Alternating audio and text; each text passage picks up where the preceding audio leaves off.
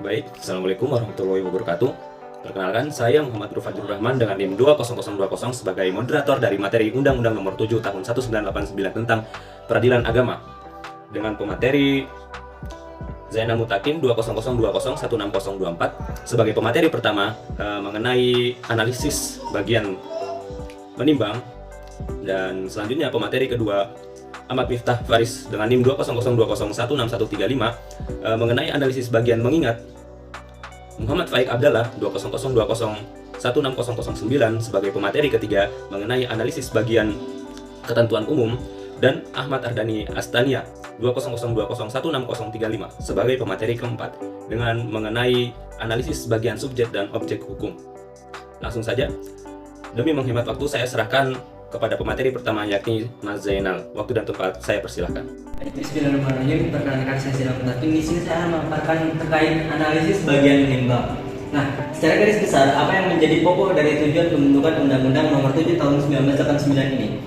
Secara garis besar bisa dilihat ada dua poin. Yang pertama, demi terciptanya kesatuan hukum, dan yang kedua, pelaksanaan pokok kekuasaan kehakiman. Nah, mengapa dengan membentuk Undang-Undang Nomor 7 Tahun 1989 ini bisa jadi adanya kesatuan hukum yang tercipta? Hal ini berdasarkan pada beberapa peraturan yang mengatur tentang peradilan agama yang berbeda-beda pada setiap daerahnya. Seperti yang dapat kita temukan pada peraturan tentang peradilan agama di Jawa dan juga Madura pada Statut tahun 1882 nomor 152. Kemudian ada juga peraturan tentang kerapatan kodi dan juga kerapatan kodi besar di daerah Kalimantan Selatan dan juga Kalimantan Timur yang tercantum pada Statut nomor tahun 1937 nomor 638 dan juga 639. Selain itu, ada juga peraturan pemerintah nomor 45 tahun 1957 tentang pembentukan pengadilan di luar Jawa dan juga Madura. Dengan terjadinya perbedaan-perbedaan tersebut, maka diharapkan dengan adanya pembentukan Undang-Undang Nomor 7 Tahun 1989 ini dapat terciptanya kesatuan hukum. Kemudian, sehubungan dengan pelaksanaan pokok kekuasaan kehakiman sebagaimana telah dijelaskan pada Undang-Undang Nomor 14 Tahun 1970, maka dengan demikian diciptakanlah Undang-Undang Nomor 7 Tahun 1989 ini sebagai bisa dikatakan perpanjangan kekuasaan dari Undang-Undang Nomor 7 Undang-Undang Nomor 14 Tahun 1970. Baik, terima kasih Mas Zainal atas pemaparannya. Selanjutnya, waktu dan tempat saya serahkan kepada Mas Faris sebagai pemateri kedua. Waktu dan tempat saya persilahkan. Assalamualaikum warahmatullahi wabarakatuh. Saya Ahmad Miftah Faris izin menjelaskan bagian analisis bagian mengingat. Dalam pasal 24 Undang-Undang Dasar 1945, kekuasaan kehakiman dilakukan oleh sebuah Mahkamah Agung dan lain-lain badan kehakiman menurut undang-undang.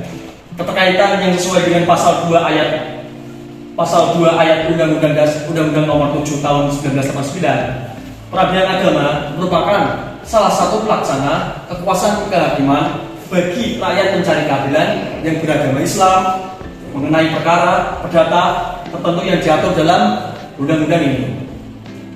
Dan keterkaitan yang kedua yaitu pasal 25 Undang-Undang Dasar 1945 yang berisi tentang syarat-syarat untuk menjadi dan diberhentikannya sebagai hakim, ditetapkan dengan undang-undang sesuai dengan pasal 214 ayat 1 Undang-Undang Nomor 7 Tahun 1989.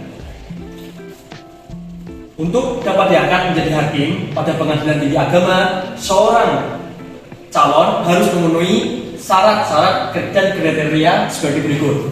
Yang pertama, syarat-syarat sebagaimana yang dimaksud dalam pasal 13 ayat 1 huruf A, huruf B, huruf C, huruf D, E, F, G, dan I. Yang kedua, berumur serendah-rendahnya 40 tahun. Dan yang terakhir, yang C, berpengalaman sekurang-kurangnya 5 tahun sebagai ketua dan wakil ketua pengadilan agama atau 15 tahun sebagai hakim pengadilan agama. Sekian, terima kasih. Kemudian saya sini akan menjelaskan analisis bagian ketentuan umum. Secara umum, hal-hal pokok yang terdapat pada UU ini ialah berisi tentang berisi tentang peradilan agama sebagai peradilan bagi orang Islam. Pengadilan agama dan pengadilan tinggi agama berada di lingkungan peradilan agama. Seluruh pegawai peradilan agama, kekuasaan kehakimannya, MA sebagai puncak kekuasaan kehakiman, kedudukan peradilan agama dan pengadilan tinggi agama, pembinaan teknis peradilan, pemilihan organisasi, administrasi dan keuangan.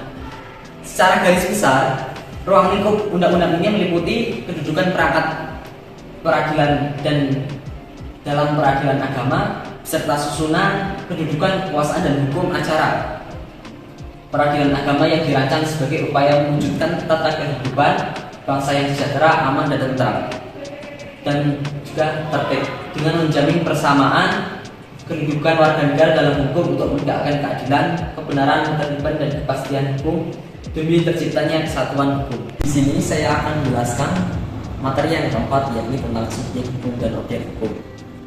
Subjek hukum adalah segala sesuatu yang bisa menjadi penyandang hak dan kewajiban. Contoh dari subjek hukum di sini adalah manusia, terus adalah pengadilan agama, pengadilan tinggi agama, hakim, pegawai pencatat nikah dan sebagainya. Kemudian mengenai tentang objek hukum adalah segala sesuatu yang berguna bagi subjek hukum. Kemudian contoh dari objek hukum di sini adalah surat gugat cerai, surat ikrar talak, surat permohonan poligami, harta warisan dan harta bersama dan sebagainya. Baik, sekian materi yang dapat saya sampaikan. Terima kasih. Baik, terima kasih kami ucapkan. Sekian dari saya, mohon maaf bila ada kesalahan kata. Dari saya sebagai moderator undur diri. Terima kasih. Assalamualaikum warahmatullahi wabarakatuh.